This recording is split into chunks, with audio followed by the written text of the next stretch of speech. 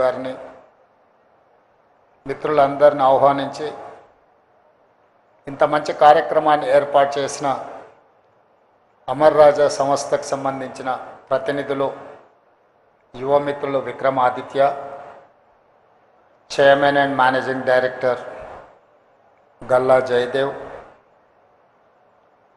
Amar Raja team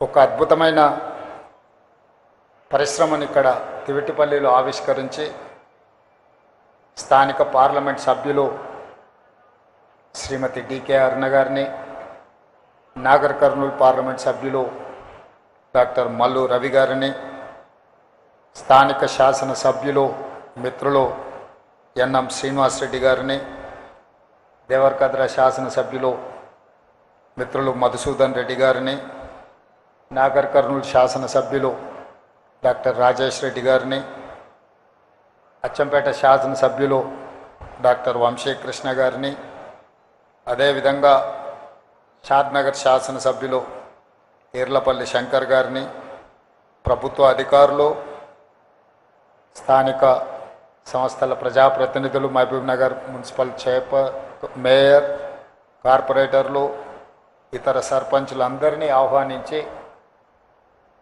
Palamuru జిల్లాలో నూతనంగా పరిశ్రమను ఏర్పాటు చేసి స్థానిక నిరుద్యోగ యువకులకు ఉద్యోగ ఉపాధి అవకాశాలు కల్పించడానికి ప్రయత్నం చేస్తున్న అమరరాజా యాజమాన్యాన్ని మనస్ఫూర్తిగా నేను అభినందిస్తున్నాను.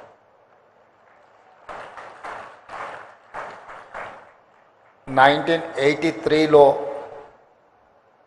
అమరరాజా యాజమాన్యం జై Galla father and mother Amara Raja సంస్థను అక్కడ ప్రారంభించి వాళ్ళ సొంత జిల్లా చిత్తూరులో ప్రారంభించి దాదాపుగా 40 సంవత్సరాలు పూర్తి చేసుకుంటున్న సందర్భంలో సొంత జిల్లా సొంత రాష్ట్రం బయట మొట్టమొదట పెట్టుబడి మహబూబ్నగర్ జిల్లాలో మన జిల్లాలో పెట్టడం మనందరికీ గర్వకారణం. ఈ సంస్థ ప్రపంచంతోనే పోటీ పడే సంస్థ. ఈ సంస్థ ఒక గ్లోబల్ సంస్థ, global and local talent, they are trying to compete with global. ఈరోజు అమర్ రాజా సంస్థతో పోటీ పడే సంస్థ దేశంలో ఏదీ లేదు.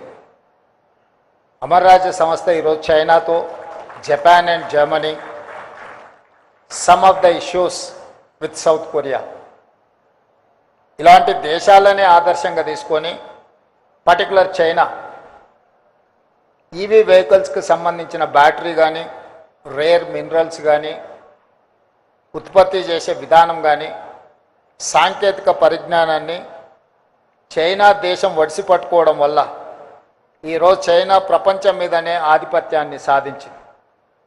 ఈరోజు ప్రపంచంలో ఎంత అభివృద్ధి చెందిన దేశమైనా ఈవీ బ్యాటరీ కావాలన్నా, ఈవీ వెహికల్ కావాలన్నా, EV related any product, if they wanted to purchase they have to depend on China. Now China is leader of in EV products. అలాంటి దేశం నుంచే స్ఫూర్తి పొంది ఆయా దేశాలతో పోటీ పడడానికి ప్రయత్నం చేస్తున్న అమరరాజా యాజమాన్యాన్ని మనందరం సంపూర్ణంగా సమర్థించాల్సిన బాధ్యత ఈరోజు మనందరి మీద ఉన్నది. ఈరోజు వేగంగా కాలుష్యం విస్తరిస్తుంది, వేగంగా వాతావరణంలో మార్పులు వస్తున్నాయి. ఈరోజు మనం చూస్తున్నాం ఎలినో వల్ల వర్షాలు రావడం లేదు. వర్షాకాలంలో సీజన్ మొదలైన వర్షాలు కురవకపోవడం వల్ల రైతాంగం ఇబ్బందిని ఎదుర్కొంటుంది. కోవిడ్ తర్వాత వాతావరణంలో చాలా మార్పులు చేర్పులు జరుగుతూ ఉన్నాయి. ఇలాంటి పరిస్థితుల్లో కాలుష్యాన్ని తగ్గించుకొని కాలుష్యం లేని ప్రాంతాలుగా, కాలుష్యం లేని దేశంగా ఈ దేశాన్ని తీర్చిదిద్దాలి అంటే వెహికల్ పొల్యూషన్ని మొట్టమొదట మనం నియంత్రించాలి. వాటిని నియంత్రించాలి అని అంటే ఈవీ వెహికల్స్ మనకు అవసరం ఉంది. ఈవీ వెహికల్స్ని ఈరోజు ఉత్పత్తి చేయాలంటే అందులో అత్యంత కీలకమైన పాత్ర పోషించేది EV battery.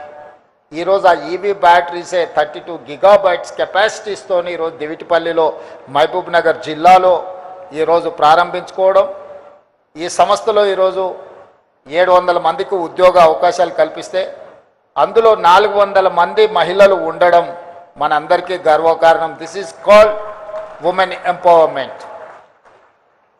This is what our dream. 1 కోటి మంది ఆడబిడ్డల్ని కోటీశ్వరులను చేయాలి అని అంటే వాళ్ళని ప్రయోజకులుగా తీర్చిదిద్దాల్సిన అవసరం ఉన్నది. రాష్ట్ర ప్రభుత్వ లక్ష్యం దిశగా అమర్ రాజా సంస్థ చేస్తున్న ప్రయత్నాన్ని రాష్ట్ర ప్రభుత్వం మనస్ఫూర్తిగా అభినందిస్తుంది. అదేవిధంగా 1994 నుంచి 2004 వరకు తెలుగుదేశం చంద్రబాబు నాయుడు అధికారంలో ఉండి చేసిన పాలసీలు కావచ్చు, 2004 నుంచి 2014 వరకు డాక్టర్ వైఎస్ రాజశేఖర రెడ్డి గారు ఉండి చేసిన పాలసీలు కావచ్చు, 2014 నుంచి 2023 డిసెంబర్ వరకు గత ప్రభుత్వం చేసిన పాలసీలు కావచ్చు, ప్రజా ప్రయోజనం చేకూర్చి పరిశ్రమలను ప్రోత్సహించే విధానాలు ఉంటే మన ప్రభుత్వం వాటిని కొనసాగించింది. మన ప్రభుత్వం వాటిని ఇంకా అభివృద్ధి పదం వైపు ఇంకా బాగా రిఫైన్డ్ పాలసీస్ తీసుకొచ్చినాం. I wanted to share with my friends, we don't have any policy paralysis. Whatever the previous governments, previous chief minister have taken a policy decisions, which policies are going to support investments and create employment, create wealth for state and government of India. We have adopted and we have improved those policies. Today, I can say authoritatively, I have energy policy, I have industrial policy, I have tourism policy, I have a medical and health policy, I have a sports policy. These policies are going to raise my Telangana state, that is called Telangana Rising 2047. My focus is on improving my GDP of the country. Today my population is 2.5% in the country. I am contributing 5% GDP to the nation. But I am not happy with my performance. My target is something different. My target is 10% of GDP. We wanted to reach, we wanted to create wealth and employment from my state. Prime Minister dream is that Viksit Bharat 2047. By the time India is going to celebrate 100 years freedom celebrations, that time India wanted to reach $30 trillion economy. In that 30 trillion, I wanted to contribute 10% of GDP of this country. We are working on those lines. I have a mid-level target, that is 2034. By 2034, I wanted to reach $1 trillion economy from my state. So, Amar Raja is going to support my dream. Amar Raja is going to support Telangana rising. Now I am saying Telangana is rising. This rise is not stoppable. Telangana is going to lay down a roadmap for the country to develop, to improve our infrastructure.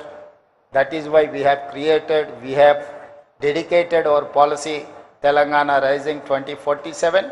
Outer ring road inside 2073 kilometers lo manamu core urban region economy, ఆ area service సెక్టర్గా